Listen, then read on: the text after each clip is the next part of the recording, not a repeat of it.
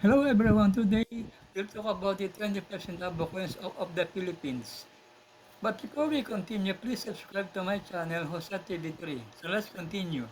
In front of this coin, you will see the portrait of Juan Luna, and at the lower, there is a number 25, meaning that is a 25% of coins. And on the side, there is, in Tagalog, 25 sentimo.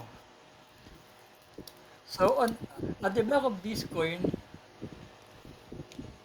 you will see the logo of the Bangko Sentral and Republika ng Pilipinas. And at the lower of this coin, you will see the year 1967, where this coin is minted. So anyway, let's continue.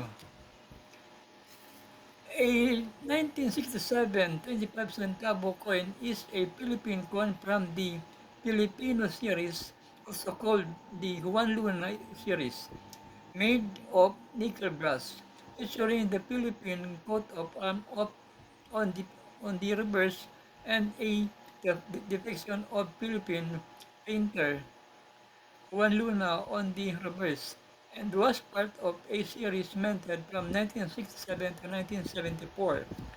Coin details: Issuer Philippines. Denomination 25 centavo. Series Philippine Series Juan Luna. Composition: nickel brass 70%, copper 12%, zinc 12%, 12% nickel. Obverse front coat of arms of the Philippines. Reverse left-facing portrait of the Juan Luna, year minted 1967 to 1974.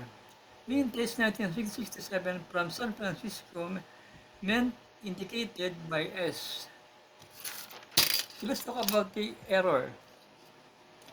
Error coins with missing letters on stock on the wrong planchet like a dime are rare and highly valuable, but there are specific errors coins, not standard 1967 coins. Now let's talk about the value. The value 1967 uncirculated on errors coin can be worth made to collectors with condition or grade.